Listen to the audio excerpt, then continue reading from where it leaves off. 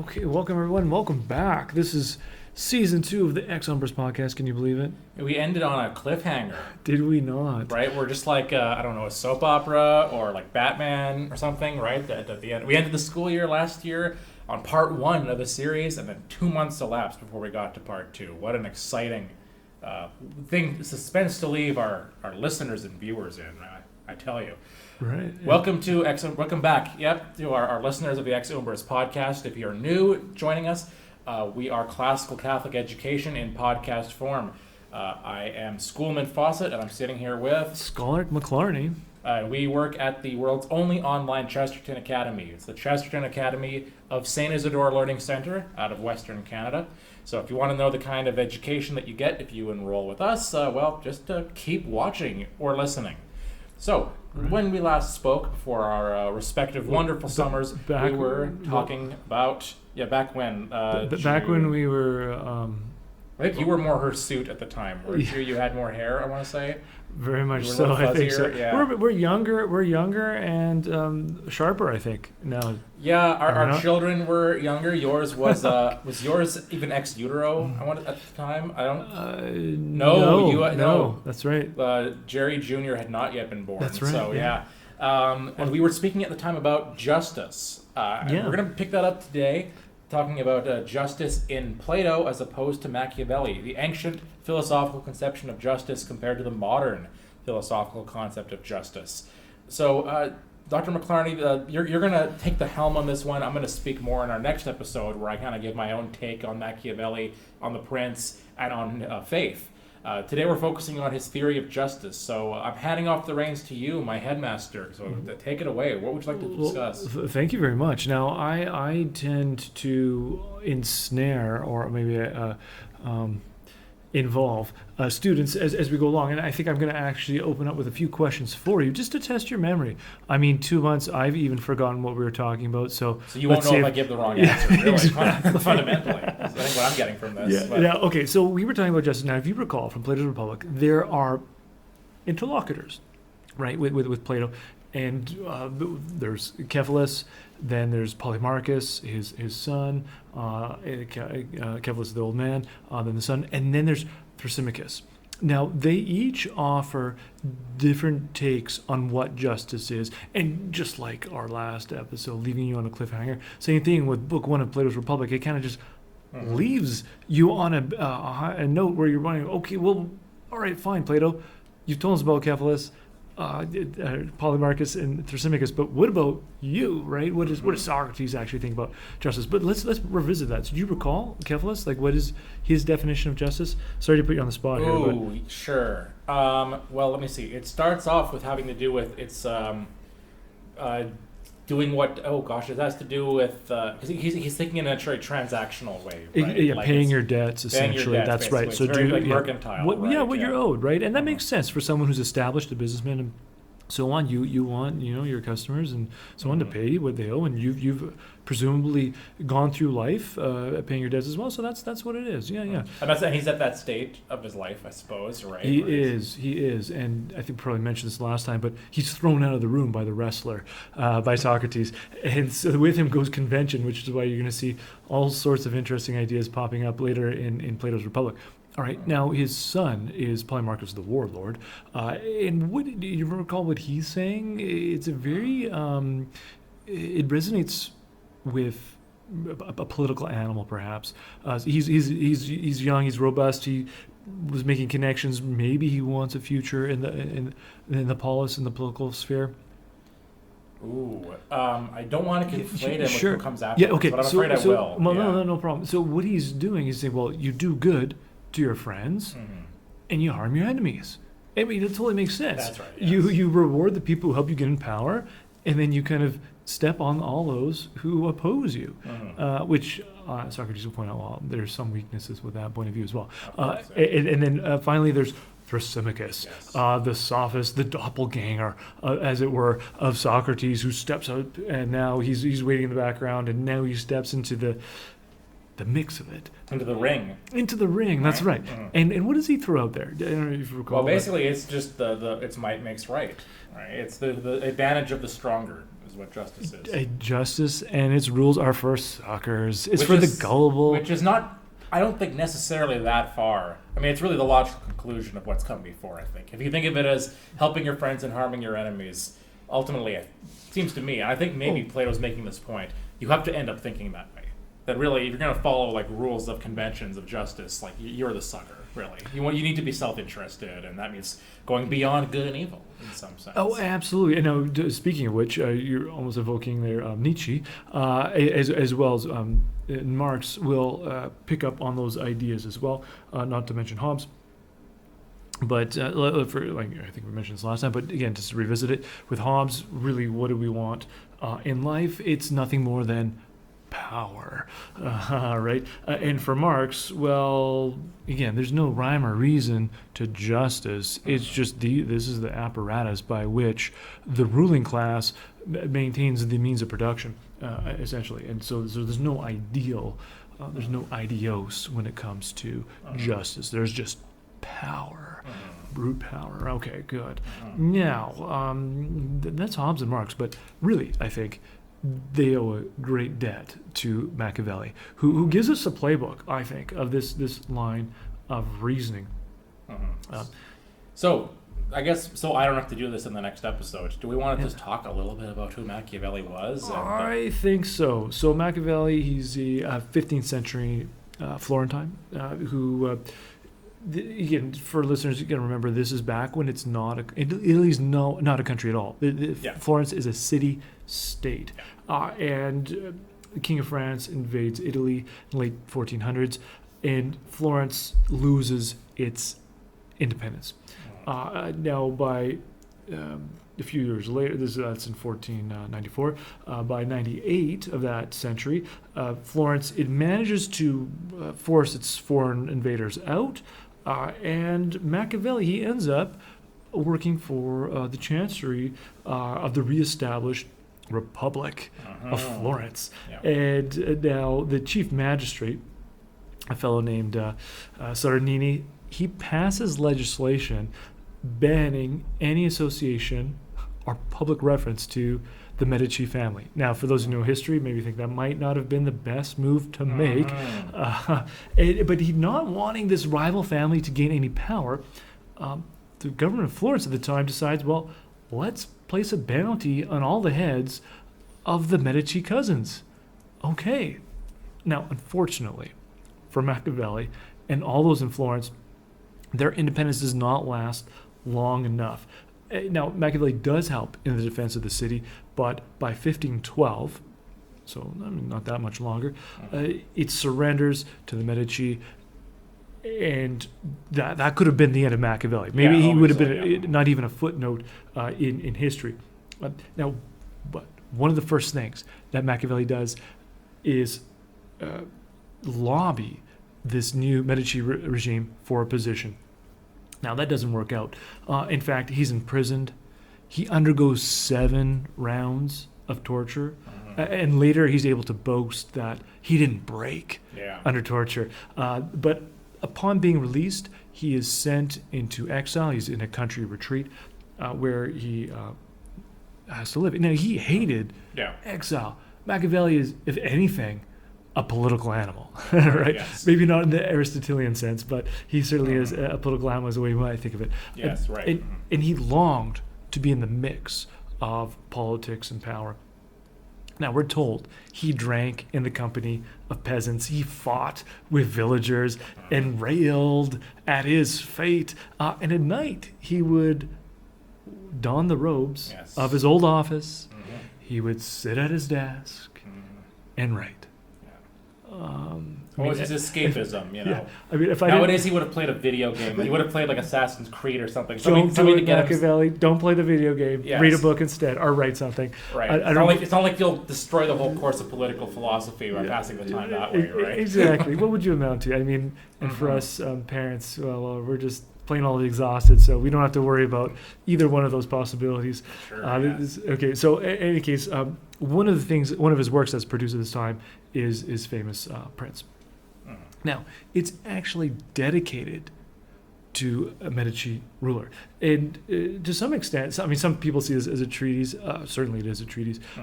Others see it as an extended job application, Sure. right? Since he wanted back in power. And others have made the suggestion it's a poison pill.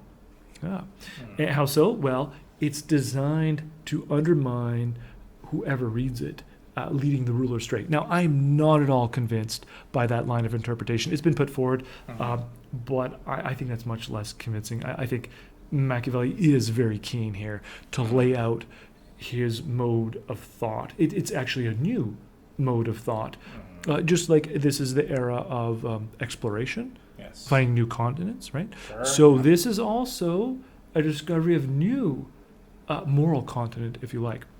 And we're mixing the Aristotelian word there of continent and so on when it comes to ethics. But this is a new mode of thought, a discovery of new way of being in the world, and by extension, ethics. Now, okay, you want to jump in there? Well, it's a paradox.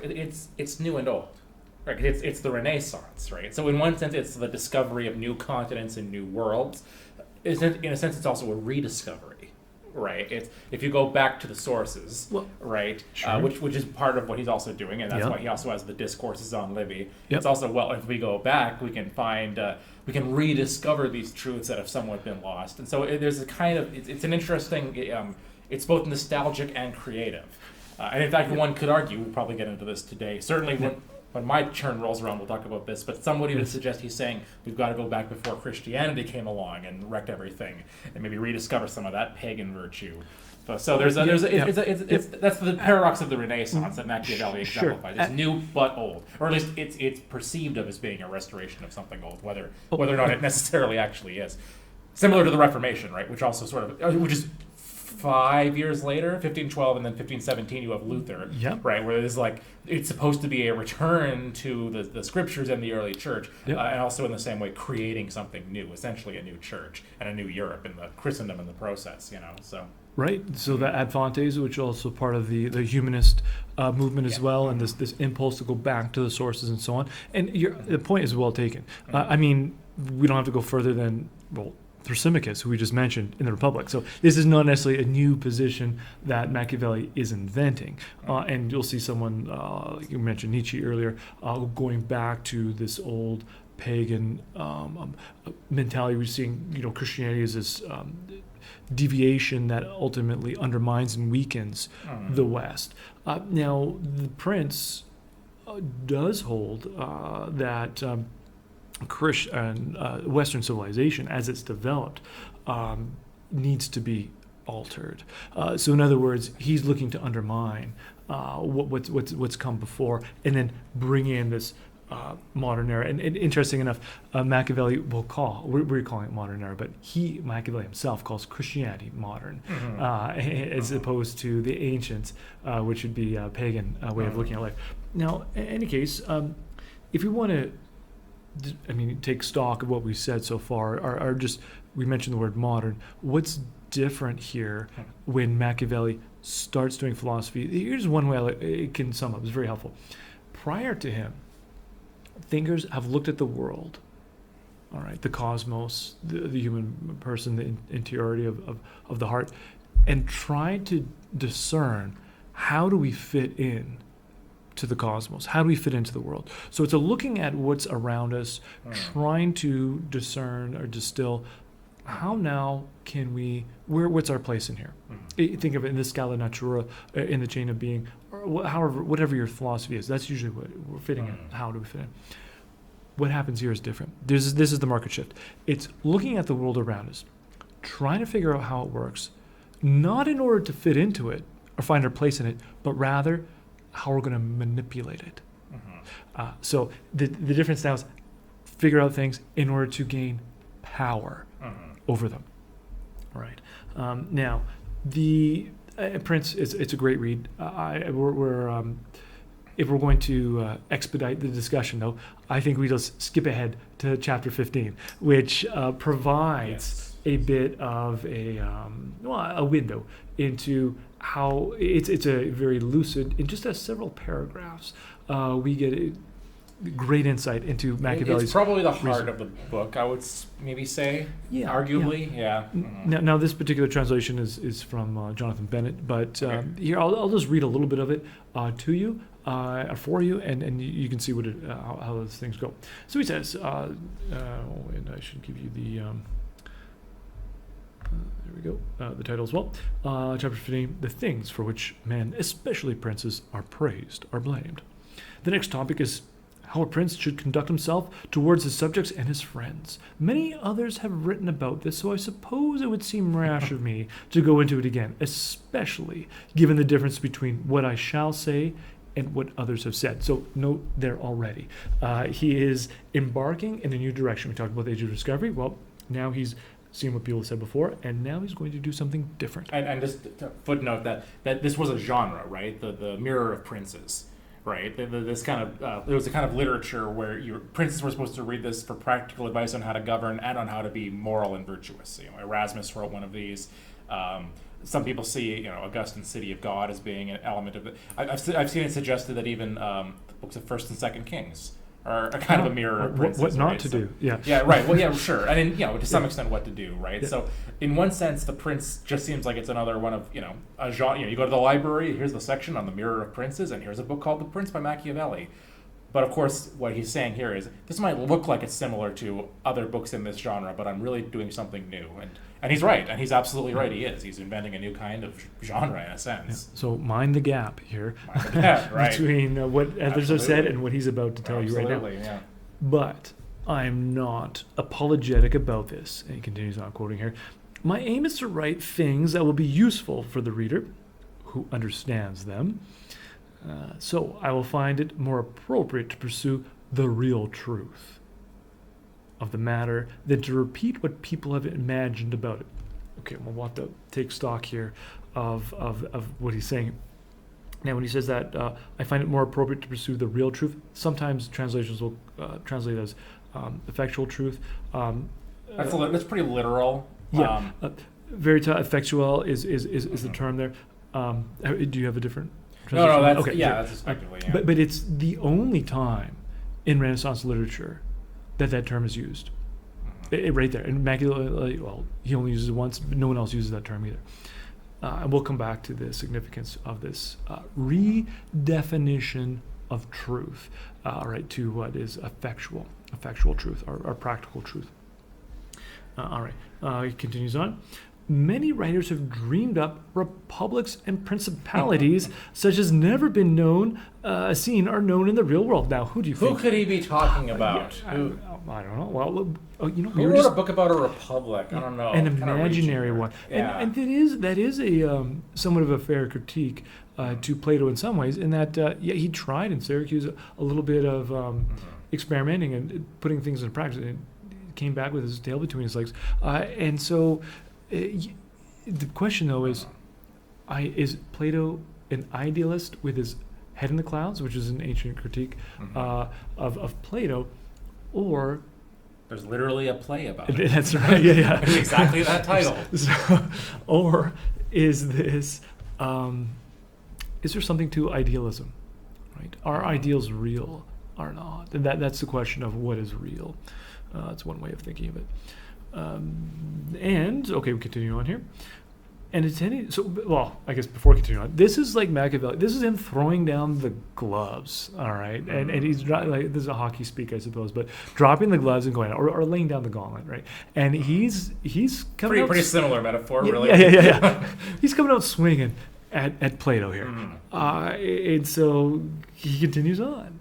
And attending to them is dangerous because the gap between how men live and how they ought to live is so wide. That's the crack against the jaw there you can hear. So that any prince who thinks in terms not of how people do behave, so again, that's a prince who thinks in terms of ideals and idealism, do behave, but of how they ought to behave, will destroy his power rather than maintaining it. So this is his great battle cry here as he's going up against Plato. Basically, look, hey, if you're going to follow this idealism, you're going to destroy your power. You're going to lose it. You need to actually think of how you ought to behave, not how you, not the ideal ruler. Okay, now I'll give you one more sentence maybe here. A man who tries to act virtuously will soon come to grief at the hands of the unscrupulous people surrounding him. All right, so thus a prince, okay, another sentence. Thus a prince who wants to keep his power must learn to act immorally, using or not using his skills, this skill according to necessity. And there's a word necessity as well. Okay, what can we make of this? A number of points. So we mentioned already a redefinition of truth. This is truth coming crashing down to earth, as opposed to being some transcendental reality. Rather, what is true is what's effective, right? What gets results. In other words, what is practical. That's truth. Facts on the ground, my friends. Okay, so we that expression, matters of fact, this comes back to Machiavelli. Yes. We speak this way still today, or we do talk about facts on the ground. Well, that is from the purview, that's the starting point for Machiavelli. Here also, and this is perhaps needs to be, well, I mean, perhaps you would notice this as well, the bit about acting immorally. He's redefining virtue. Now, in Italian, he's using the word virtù, which sounds a lot like virtue. It's just without an E at the end. But it's a complete redefinition of what the term means. So for Machiavelli, virtù is this cold, calculating, and callous, audacious, and ambitious way of approaching life. So for him, there's Fortuna, or Lady Fortuna. That's all the variables that you can't control. There's so much around us that we have no power over. And what virtue is this manliness, where, in a Machiavellian sense of the term, where one is ambitious and audacious, and we take Fortuna and manipulate her the way we want. Right. Like we're virtue, like vir, like man. There's a virility to this that would make sense. And and of course that's what Fortuna is there for. He doesn't talk about providence, right? It's fortune. It's this changeable woman, right, who seems to be out of our control, except for those who are manly enough to take hold of her and make her do what they need her to do. Yeah, in this cold and calculated and callous manner. Because again, he's saying that you have to learn to act immorally. So the virtue, in the classical sense, is out the window. Okay, forget that. That's going to lose you your power.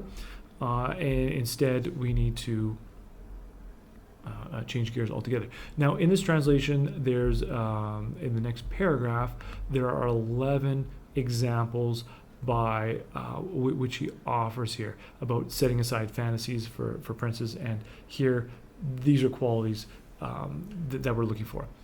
So qualities that bring them praise. Like that's the title of the chapter, right? Right. So the important thing here is he's not saying have these qualities because they are intrinsic goods that will broaden your soul and make you magnanimous or holy or something like that. Have these things because they'll have the result of getting you praise. Or at least be perceived to have these things because they'll have the result of getting you praise. Very good, because later, he is going to say later on that's exactly it. You don't need to have all these good qualities, but one does need to appear to have them. So, for instance, these qualities, to be merciful, that's point number 3, right? Or trustworthy, point number 4, friendly, straightforward, religious, and so on, right? But he also says you have to be prepared. Okay, so you appear to be trustworthy, you appear to be religious, you appear to be merciful and friendly and so on, and straightforward. But at any given moment, you need to be able to turn those off, right? And turn off, you can switch off any of those virtues and to suit your purposes. All right, so, okay, let's think about that for a second. What about that point about being religious, right? So why would I turn that off? Okay, I mean, we teach theology as well. What's the problem with being Christian? I don't know. There's no real inconvenience that comes with it that I can think of. Right. Yeah. Well, if you're a prince, though, here he's going to say, that's going to make us peaceable, right? And that full reality religion can't be taken on board if that's going to be the destiny of our project. Now, it's interesting. Machiavelli is not really disputing the claims of religion, and metaphysical claims and so on. Rather, what he's worried about are its effects. Yes. And why is that?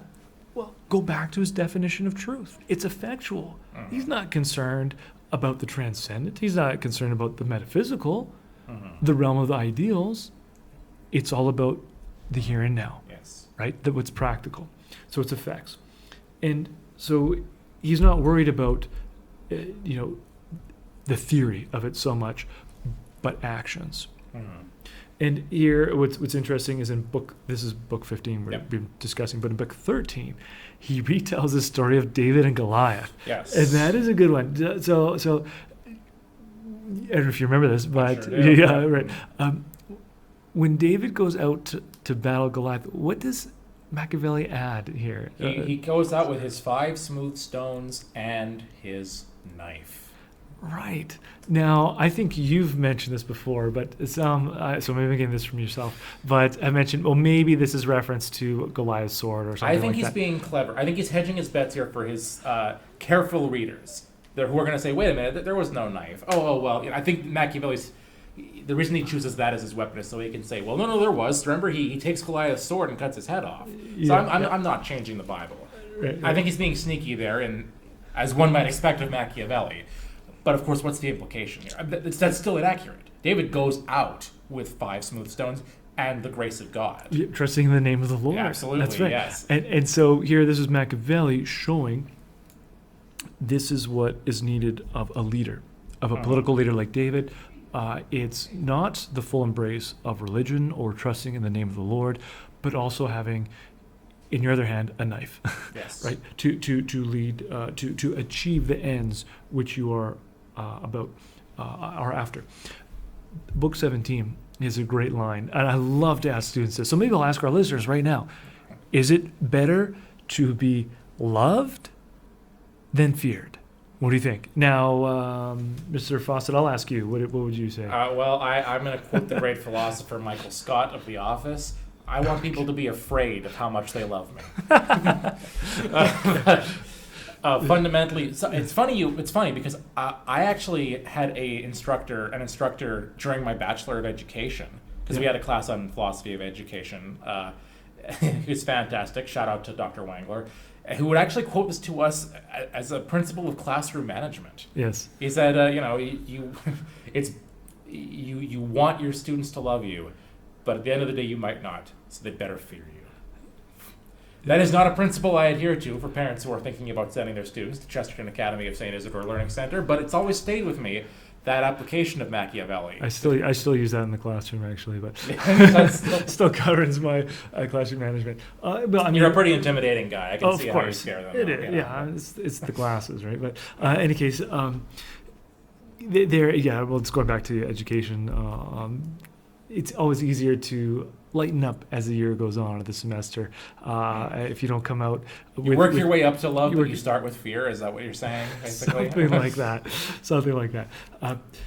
Now, here the cautionary tale that Machiavelli offers us is that of Caesar Borgia, and it too, just like chapter 15, I think sums up much of how Machiavelli looks at the world.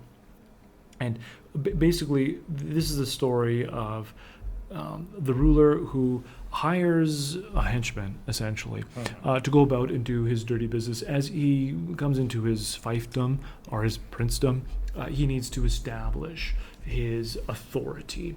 And this involves one of his henchmen going out and doing some dastardly deeds to subdue the local population. And as the people catch wind of this, discontentment arises naturally. So, and a horrified reaction to this type of behavior. So people are cowed, but also horrified. They stand in awe, but also revulsion. And so, what is Caesar Borgia's solution? And it is a ritual, very interesting, where he, or we're told at least, that one morning the townspeople arose to find he was in too. Yes. So, in other words, on a public display, almost like at an altar, where Yes, yeah. So this is a well, jump ahead here a little bit to Montesquieu, who a careful reader of Machiavelli, and he points out that Caesar Borgia is Machiavelli's idol. Yeah. And what I note is very. We're also told his name is Duke Valentino, and he's the only person mentioned in The Prince who has two names. And why does this lead to? Why is he his idol? Well, who else has two names? None other than Jesus Christ. All right. So this is, according to Montesquieu, at least I'm convinced by this line of reasoning. This is Machiavelli's idol. So Borgia has his own lieutenant ritually murdered in order to, again, invoke a sense of awe of his power. Well, it's a very clever chess move, right? Because he's got a population that's rising up against him. He has to deal with that, and he has to deal with it violently. But he doesn't want to come across as a violent, oppressive leader. He wants to be loved. So he gets his henchmen to go and put them down as violently as possible. Then when people are horrified, he can also act horrified. I didn't know this guy was going to do that. This will not stand in my administration, so I'm going to saw this henchman in half for his crimes. Now I look like a hero, right, who punishes people who act improperly, but he's achieved the goal he wants. You can see how he influenced Shakespeare. Right, Shakespeare talks about the murderous Machiavel, right? How Iago and Edward and other villains in Shakespeare, who Richard III, right, are very much based on Edmund, from King Lear, right? How based on Machiavelli's ideals, right? The chess master villain, right? And is that? I think we'll talk about this more on the next episode. But is this really Machiavelli rewriting the whole, producing his own Bible? Right? Exactly. Saying instead of Jesus Christ being his hero, it's going to be Caesar Borgia. There's another clue about that, which we'll talk about later. But that he thinks of it that way, because there's someone else who's given kind of another name. The Pope, who fails him, is called Saint Peter. Okay. Right, which is sort of an interesting connection too, because of course he is the Pope, so he has that Petrine connection. And again, and the fact of him rewriting the story of David. And even his 11. Virtues that a ruler is supposed to be perceived to have had. Okay, there's 11 of them. The first two are he should be seen as free spending, and he should be seen as generous. Well, correct me if I'm wrong, but those are the same thing. Right? Yeah. So really, he has 10 commandments for his rulers. Right? Yes. Is there something going on there where he's producing a new Bible, that's exactly what you were saying earlier. He's breaking from what came before, all of Christianity, and saying, forget all that transcendental stuff. We need the effectual truth, and here's your Bible for that. Right? It's the Prince, Absolutely, yeah. And the fact that earlier on, when he's listing these kind of great examples of leadership from ancient history, he just lists Moses. He just throws Moses in there. Yeah. It's like, well, you can achieve the same thing as Moses did, right? It's like Cyrus and Moses are listed as kind of being on the same level. Yeah. As though it's not really God. He kind of pays lip service and says, Moses had God on his side, but really, if you follow these rules, you'll be like Moses, right? Yeah. That this is the law, right? This is Machiavelli's Torah almost. So you can be like these pagan rulers, or you can be like Moses. It's all really one and the same. Moses is another pre-Christian ruler, by the way.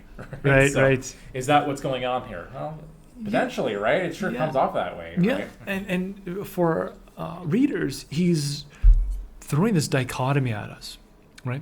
So he's especially those who are familiar with the classical world, right? So dichotomy one, we mentioned this already. Are you going to be idealist or practical?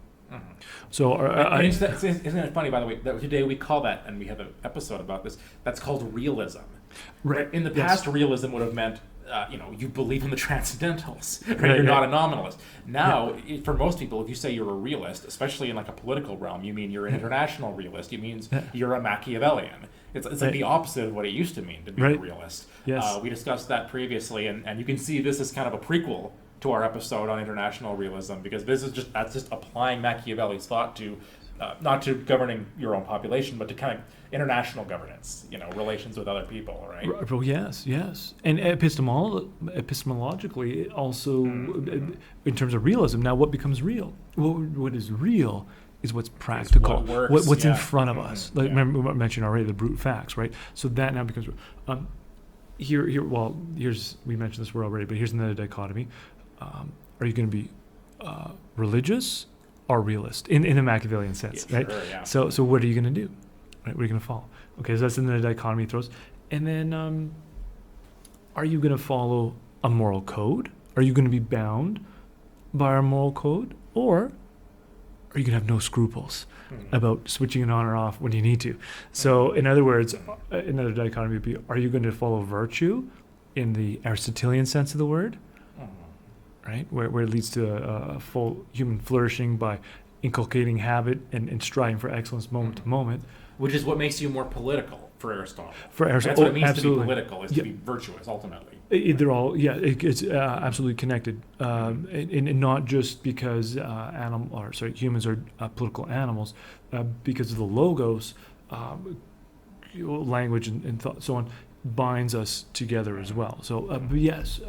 So, are you going to be virtuous in the Aristotelian sense, or are you going to have virtue in the Machiavellian sense? Are you going to be political in a Machiavellian sense? Yeah. Which is funny that nowadays the term political is almost a pejorative. Right. Right? Like, this guy, he's just doing it for political reasons. Like, for Aristotle, those are the best reasons you could do something in one sense. Yeah. Nowadays, that's seen as just being kind of calculating, because we think of it in a Machiavellian way of understanding politics as like a chess game. It's calculated, yeah. And I think it's important to go back maybe to the Aristotelian sense there in some ways. It's kind of a pet peeve of mine, but almost always when you hear a political opponent attacking another political opponent for some policy, they're saying, "Oh, you're trying to score political points," or "Don't bring politics into this." Well, Aristotle's to point out, hold on a second, what? right. This is all about politics. This is like what we eat and breathe. Like this is what it means to be human. In any case, Pope Francis said the same thing actually when he was accused of being political. He actually said, "Well, Aristotle says that humans are political animals." Yeah, okay. He's like, I don't see that as an insult, So of course not. Yeah, I mean that's what we do. Okay, now. Let's just maybe try and sum up some of this, or let's highlight some key points from Machiavelli, some takeaways. So again, we mentioned effectual truth, or verita effectuelli. So it can also be translated as real truth. So again, what does it mean? The truth of a thing is in its effect, right? So in other words, truth is not abstract, it's not theoretical. Again, it's not related to the idios or the forms like in Plato or the ideal, but it's rooted in action, results. Okay. Now, again, the implication here, what's the takeaway? Don't listen to what anyone says, or don't listen to what groups believe. Watch what they do. Okay, and there could be certainly some logic to that. I mean, Jesus does say you'll know them by their fruits, and certainly he says, you can say Lord, Lord all you want, but what matters is what you do. So, but in any case, that's one implication of this redefinition of truth. It's results, right? It's effects. That's all we're looking at. Now, what are the anthropological implications? By that I just mean how we look at each other, how we look at other humans. Well, here it's a reversal of Plato's pyramid of the soul, that tripartite view of the soul, with at top is the the nous rather, which that's the seat of reason, which deals with the abstract, with ideals and so on. That's not the lens for understanding humanity, right, or how we should behave. Rather, it's the appetites as well as the thumos. That's what we need to consider the most, since these are what push or pull us according to effectual truth. Now, what's the takeaway here when it comes to our relationships?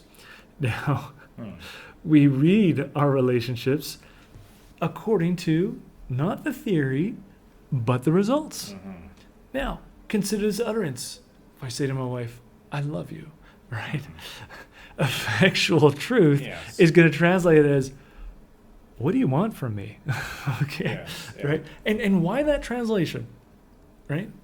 Again, because effectual truth, it hones in on what pushes or pulls us, as opposed to any ideal or theory or something abstract. Now, what are the implications for science, the development of science? Which is natural sciences or natural philosophy is there, but it's still gaining ground after Machiavelli. Well, effectual truth will accentuate Aristotle's material and certainly efficient causes. So Aristotle has 4 causes, whereas the other 2, so it's the material and efficient that get accentuated. The other 2, formal and final, they're largely left out of the investigation. Now, what are the advantages of that? Well, in some ways, this new approach gives us a better understanding of matter, the cause and effects of what's happening, and the why, right? In the physical world, it leads to great leaps of innovation and technology. What's the disadvantage of dropping the formal and final causes of Aristotle, right? Well, one, I'll just highlight one, is reductionism. Now, what do we mean by reductionism? Well, we reduce our understanding of reality to just one perspective, right, or one element. In other words, the material or efficient cause. So that's one draw. Here's another one. Society. So not only, and we see this in science, it really just focuses on those 2 causes, material and efficient. But another drawback is a gradual veering towards scientism or empiricism, and that's basically the idea like, well, I'll believe it's true if science can prove it's true, right? Or to say love is just a chemical produced in your brain, or thoughts or free will. Well, that's just a result of your nerves firing and so on. And there's a reduction there with, the concept of political science, right? In saying that politics, by virtue of being a science, doesn't deal with morality, right? That's an impoverishment of politics, but it's also an impoverishment of science, which in some ways is a negative outcome of the Renaissance. Is that there's a discovery of science, there's an explosion, right? There's the age of discovery, as it were, and yet in a strange way that also narrows it so much. Because as opposed to in the Middle Ages, where it was seen as so rich with kind of symbolism, and it was Platonic as well, right? These were forms that participated in the eternal logos, right? With the breadth of scientific knowledge, there's also a thinning out. The significance of it isn't there, and in fact, it's interesting. Pope Benedict quoted this one German scientist as saying that in some ways the Galileo affair is the origin of nuclear bombs, because that kicks off the way of thinking of, science has nothing to do with religion, therefore it has nothing to do with morality. So just, like, wherever it goes, you know what I mean, right? Like whatever we can come up with, why not? Which is very useful, say, to a prince. Yes. Right. Yes. Who wants to develop dynamite or weapons or something like this. Sure. Right? Yeah. And in the same way, like I said, originally the genre of the Mirror for Princes, it was something that was written for both kind of practical and moral instruction. Well, those weren't even seen as different, really, right, for a prince. Oh, right, yeah. It was training in virtue, right? Now it becomes, there's morality, you need to know about that, but really, ultimately, it's administration is a kind of science, right, that you can perfect, right? Yeah. It's a technocracy, almost. Right. Whether that's in a corporate sphere, and of course this is kind of the beginning of capitalism around here too, yes. or in the political sphere with the the city-state becoming the nation-state ultimately, right? There's that view of science and of politics as science in that sense is having this pervasive effect in all these different areas as this new world is born, let's say, this truly modern world, you could say, Yeah, and so taking it from, say, like political science to the discipline of science, well, how about something very practical to all of us, to use that word, human affairs, our relationships, right? So to come back to that, again, effective truth is reducing the sum of human affairs. Whenever I'm interacting with others, at the back of my mind is, what's in it for me, right? Or what can I get out of this situation or this arrangement? How does it benefit me, right? So that calculating aspect is always got to be in the background. What's the calculus? Now, what are some implications now for any would-be our potential prince out there. We will have some listeners. All right. Well, here's one. Be dependent on no one. Yeah. Right? And for Machiavelli, it's be a uno solo. And I always tell my students, you got to pronounce that with the Java slur. But do you think Han Solo starts off as a uno solo? Machiavellian figure? 100%. Yeah. Yes. Throughout the first, 85, 90% of A New Hope, he's living it out. Right? He's the uno solo. Right? And don't be dependent on anyone. And so whether it's I've seen a lot of things, but I've never seen any evidence of a force. Right. Yes. Right. You could go through all those quotes. Yeah. Mm-hmm. And you can see for Machiavelli, don't be dependent on nobles or peoples or Lady Fortuna. Right now, okay. Some people are probably listening, saying, "Hey, sign me up. How do I become a uno solo? Right? And do I get a beastly sidekick and my own ship, perhaps?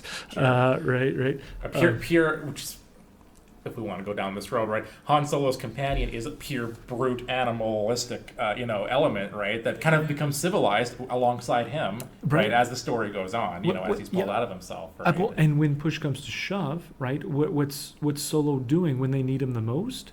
He's leaving with his gold, so to speak, right? He's packing it up onto his ship and he's going with his credits. That's what he's doing. So what's he left with at the end of the day? A metal ship, all right, a tin can, and this beastly sidekick. So in other words, when you sign up to become an uno solo, what are you left with at the end of the day? Well, you're left with your virtue alone. Okay, so now that might sound lonely. Well, it gets worse. All right. So what are the implications of effectual truth when it comes to something like freedom? Let's think about that for a second. Who is the freest human? Now, on Machiavelli, the implications of effectual truth is this. Only the most powerful, so only a tyrant, really, is free. So the tyrant is the freest. Now, why? You might ask that. Why? Because the most powerful doesn't rely on anyone else. Right? So, in fact, now, paradoxically, now think about this, freedom is rooted where? In the tyrant. Okay? So he or she is a rock, right? An island of power. That's where you end up. That's where you end up with freedom. Now, let's think about this even a little bit further. What about, how do we view God now and freedom? Well, an uno solo, can't live in the same town as God. And why not? Well, because God now is seen as a competitor, right? If God is free and powerful, then his freedom and power necessarily impinge on mine and vice versa. So there isn't room in the town for the two of us. That's right, yeah. And anyway, this is if you recall Jean-Paul Sartre's reason for atheism. Yes. It's following this line of thought, right? Which it has nothing ultimately to do with arguments for or against God's existence. It's effectual. If there's a God, I can't be free. Therefore, I'm an atheist. Yeah. Right? Right. Who cares about the argument from contingency or whatever? I'm an uno solo, or I want to be one. Right? So for that reason, I'm not going to believe in God, or I'm going to be a practical atheist. Right? Because again, it's just bracketing that whole area out of metaphysics, really, for the sake of my own ego. Right? Right. Now, how will I respond to that? Right. So how am I respond to that argument? Well, here's one way, is to say, well, God is ineffable, right? So in other words, God is not another being, right? In a long list, even if he's supreme, right? So in other words, he's not in competition with us. For Augustine, he's id ipsum, which this is the thrice holy name of God he mentions in the Confessions. Id ipsum. So just like he's holy, holy, holy. And this can be translated a few ways. Some translators put it as the self-same being or being itself. Regardless, here God is not just in classical theism, he's not just another being, Yeah. right? So he's not in competition with us in that sense. This is where the doctrine of analogy comes in. It's very important, Yep. as opposed to univocity, right, where God's just like made of the same stuff as us, and therefore, if he takes up space that we can't take up, like, no, it's his existence is actually analogical to ours. You have to think of it in a whole different way, to the extent we can't think of it, which is the point of apophatic theology. But topic for another day, but very important. Yeah. Now here's another response. Without God, there is no freedom. Mm-hmm. So free will can only exist if it has a transcendent source. Try as you may. You can look at all the molecular structure of a human being. You're not going to find a free will molecule anywhere. So it's not a material thing. Right? Okay. Well, there's two layers to this. When you say that you can't have freedom without God, I think there's two different ways you could interpret that. Again, I'll pick up on this, I think, on our next episode. But in one, first of all, intellectually, it doesn't make any sense for the reason you've mentioned. If there's not God, or at least something transcendent, there's no way that we cannot just be completely deterministic. Like you say you're conquering Lady Fortuna all you want. You're made of chemicals that are just, your choices are either completely determined or there's just some randomness. There's some kind of quantum randomness that's happening. But there's no freedom. For you to have free will, you have to have, Kant, to his credit, recognized this, right? You can't get freedom out of just the mechanistic, materialistic world. You have to believe in something else. There's also this question of, like, in terms of your freedom from the passions. Right, if you really want to be free, like in the sense of self-governing, and as someone named Plato came up with this and realized this, you actually need you need self-denial in service of something transcendent. Otherwise, if you just pursue what you want, eventually you will be enslaved by it. That's been a pretty universal experience. And ultimately, most of them would say you need God. Both, you need to believe in him and aspire after him. Ultimately, you need his grace. Otherwise, you don't have the true freedom that comes, from truth and ultimately from Christ. You just have a kind of slavery, an uninhibited slavery is all that kind of freedom is. So in multiple ways, you actually need God to be free. Absolutely, freedom from the passions and freedom. And this is one reason I would avoid the word autonomy, because it's auto, meaning self, nomos, law, right? So it's as if you're self-creating your own law, which is a very Nietzschean way of looking at things. And if you read Dostoevsky, you'll see the path that will go down if you try to create your own value and your own become your own God. And to add to that, or to Plato at least, is the Augustinian way of looking at it, is that God, not only liberation from our passions, but it authenticates our freedom by drawing us into Holy Communion. So if you put it another way, God is not an uno solo, right? But a Trinity, right? A tripersonal communion of love. Beloved and lover, right? And so this is in freedom. God calls us not to become an uno solo, right, ourselves, but calls us to be in communion with Him, right? And there we find our true freedom. Which is why Aristotle says we're political animals. And Aquinas picks up on this. Like, you actually are yourself. You're free to be yourself in community. Rightly ordered community, like beginning with the family and then ultimately in friendship and in society. Like, that actually allows you to become what you are as a human being, as a person, as a political animal. And then you actually have a whole lot of freedom that you wouldn't have if you were, let's say, like a feral wolf child or something like that. Right? Yeah. So to being political in that traditional sense, not being an uno solo, is actually like what frees us up, by communion and in a community and in some sense self-gift and self-denial. For the sake of the other. Right. Yeah, self-gift. I like that. Yeah, which is the act of kenosis and love, right? And imitating God in that fullest sense, or the highest sense at least. Now, I guess again, what are the implications for humanity if we adopt Machiavelli's false god, right? Caesar Borgia as our idol, or if we become a duco,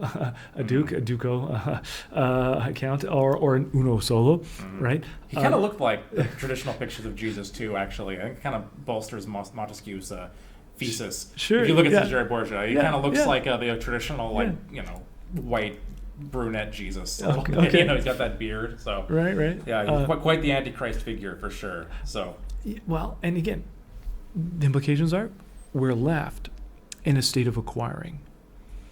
right? Which is, it was not, well, I mean, as Augustine points out, our hearts are restless until they rest in thee, O Lord, right? So this is what we're left with, a state of requiring that cannot be satisfied. So we can be acquisitive with power. We'll leave this for another day when it comes to the economic realm, because that's a different extrapolation of what the prince is talking about, but certainly that is a takeaway. And really, wanting more, whether it's power or some material goods, or in the political sense wanting more power, this governs all relationships. So if we wrap this up and bring it back to the discussion of justice, well, here we have a complete redefinition of what virtue is, right? A virtue. And with this redefinition, so goes justice as an ideal, right? So in other words, justice which envelops, as you were talking, mentioning there, the individual, the polis or the society, the city, by extension the cosmos, and then further our extension to the divine. So this is the direction Machiavelli leaves us, and I know we're running short on time here, but I don't know. Do you want to throw anything else out? No, there? just that I was thinking in terms of speaking of Aristotle, his student. How do I say? Hell in some sense, is God giving us what we ask for, right? And I was thinking about, supposing you really wanted to be an uno solo, you'd end up like Alexander the Great, right? Okay, how so? Well, he conquers the world, and then he's found weeping in his tent because he has no worlds left to conquer. Right? Like if you really could achieve this, if you could be the emperor, right, from Star Wars and end up controlling the whole world. First of all, uneasy lies the head that wears the crown. You'd be like the emperor and Darth Vader are secretly jockeying against each other. But even supposing you had, absolute confidence that you would attain all the power in the world in the sense of power that Machiavelli is talking about, your heart would still be restless. Right? Ultimately, you'd realize, like, there's nothing left. I've got everything. There are no worlds left for me. Not in this world for me to conquer. Yeah. And ultimately, you'd be left kind of broken. You'd be left empty. You'd be left unsatisfied. Grasping, yeah, and curved in on yourself, like Augustine says about sin. So it's what a curse to be an uno solo. What a curse to be a successful Machiavellian tyrant. If such a thing were possible, which in this world it's not, but if it could be, my goodness, what a curse that would really be. Which is, I think, one reason why we love Han Solo, because he breaks out of the curse, right? Right. So he gives into the Force, right? Well, he lays his life on the line in the end, at least. In A New Hope, right? So. In A New Hope, yeah. It'd be a shame if some subsequent movies were to undo the whole effect of that ending. Well, like that. Fortunately, that has never happened. Not in the canon. Well, I have really enjoyed this. It's great to be back in the saddle in the chair, in our trademark chair. So next time we speak, I'm going to build on what you've said. I'm going to kind of discuss this question of basically, is Machiavelli a Christian? I will argue that there are ways in which his thought is Christian. I'll just tease one of them right now really quickly. Okay. Is that I think he does improve on Plato in recognizing human depravity.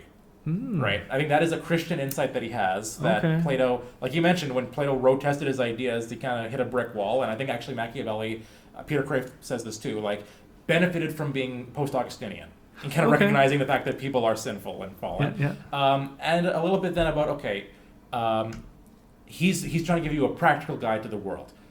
Is it?